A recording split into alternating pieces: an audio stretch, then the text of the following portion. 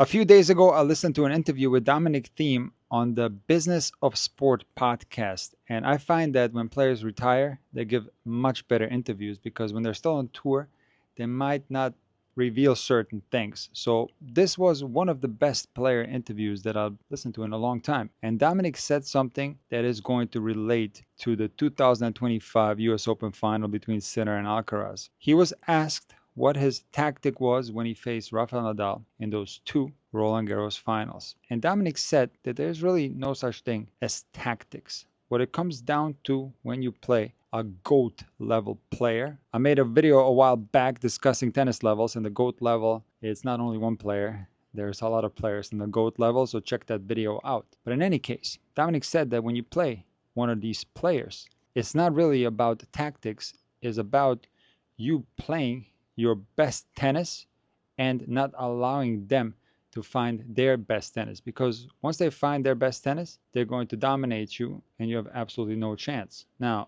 the way I'm interpreting this is in the following way. There are players that have different styles and different approaches to the game. But in the case of Sinner and Alcaraz, who are both at the GOAT level. Now, this doesn't mean that they're necessarily better than the big three. We're going to talk about that in my live stream tomorrow at 4 p.m. Eastern. But I categorize both Sinner and Alcaraz as GOAT level. And if both of them happen to find their best tennis, we're going to see a level that's unbelievable. It's going to be so fun to watch. When Alcaraz is at his best, he's going to play with a lot of variety. So he's going to come to the net. He might even change up the height of his balls. He might even throw in some slices. He's going to attack with his return and come to the net. He might even serve him volley every now and then. Of course, Carlos is going to utilize his drop shots. And when it comes to Sinner, he is basically going to destroy you from the back of the court by playing incredibly aggressive tennis. Now, most importantly for both guys, to be able to access their top level, they need to serve well.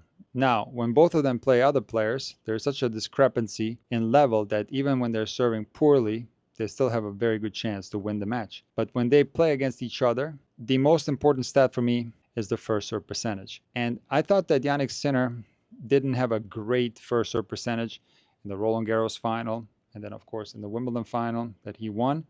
But I wasn't necessarily worried for him, and that's why I picked Jannik to win Wimbledon. I had picked Carlos to win Roland Garros.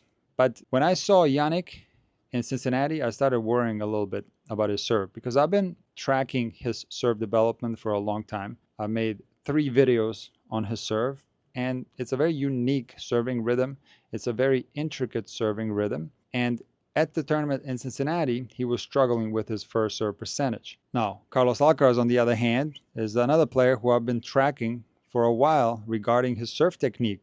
But his story is completely different because the serve continues to get better. And Carlos Alcaraz in Cincinnati was serving well. Now, interestingly, in the Wimbledon final, Carlos did not have a good serving day. His first serve percentage was low, and he was giving Jannik a lot of opportunities to attack his second serve. So the fact that Jannik was struggling with his first serve percentage and the fact that Carlos was serving well was the primary reason why I picked Carlos Alcaraz to win the US Open. And I'm going to quickly go through each set and give you my summary, but the main reason why Jannik Sinner lost this match is because his first serve percentage was 48%. And I don't think you have much chances to beat Carlos Alcaraz at the top of his game when you're serving 48%. There's absolutely no way. And I said in my preview for this final that I don't expect a blowout, and this necessarily wasn't a blowout because Jannik played well in the second set. But the first set and the third set was surely a blowout for Alcaraz, and the fourth got a little bit tighter. So let's go through each set and we'll try to figure out what happened. What I found very interesting with Carlos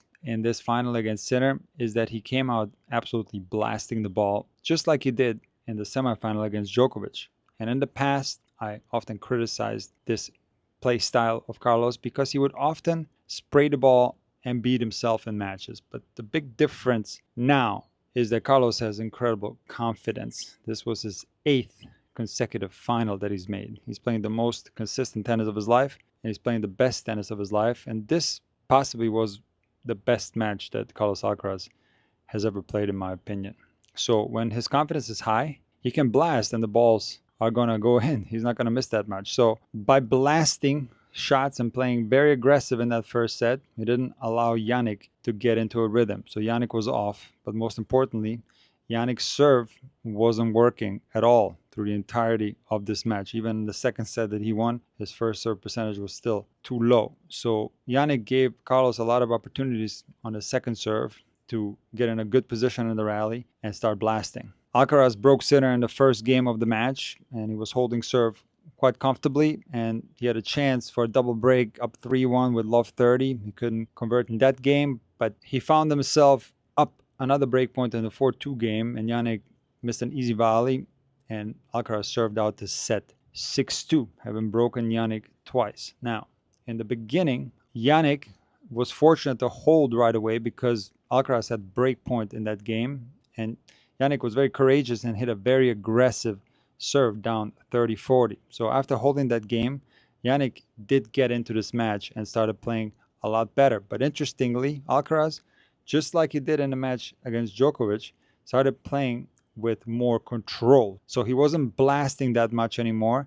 And now Sinner found himself controlling the rallies a lot more. This allowed him to get into a rhythm, and after he broke Alcaraz in the game at 2-1, he ended up serving out this set 6-3. In the third set, Alcaraz held the first game, and Yannick found himself down break point at 30-40, and he missed a quite easy high forehand that he was aiming inside in, and he sprayed it a little bit wide. And now the momentum completely shifted towards Alcaraz, who gained a lot of confidence from this break, and he started serving absolute bombs for the remainder of this third set. This was one of the best sets that I've ever seen from Carlos Alcaraz. It was spotless. He broke Yannick Sinner again and won the set 6-1. The first game of the fourth set featured some of the highest level of rallies that we saw in the entire match. Sinner came out in the fourth very determined to turn the momentum around, and he played well, but Alcaraz was absolutely feeling the ball. Alcaraz did have break point in this game, couldn't convert, but all the way up to